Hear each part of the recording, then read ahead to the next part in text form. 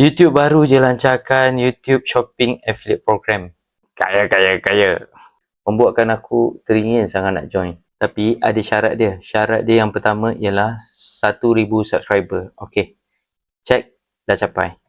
Syarat yang kedua adalah 3,000 minit untuk watch hour dalam masa 365 hari. Okey. Sendu. Total pun sendu. Ataupun 3 juta views untuk short dalam masa 90 hari. Okey, kita check. Okey. Total pun okey.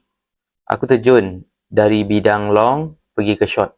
Sebab long aku pun memang sendu pun. Melainkan ada satu video je yang boleh cecah sampai 78,000. Kalau kita ambil total yang aku dah capai setakat hari ni, in percentage kepada target, lebih kurang aku dah capai 7.3%. Tapi untuk short ni aku baru je buat video-video short ni.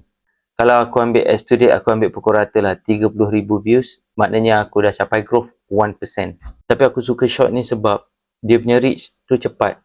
So bila kau buat video, kau tengok ramai orang tengok, walaupun sebenarnya views dekat long form lagi bagus lah daripada short kan. Tapi kau jadi macam bersemangat sikit tau.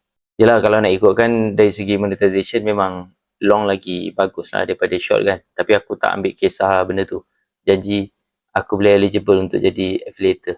So korang rasa berapa lama lagi aku akan ambil masa untuk jadi affiliate? Dan berapa video lagi aku kena buat supaya aku boleh capai views target tu? Kaya.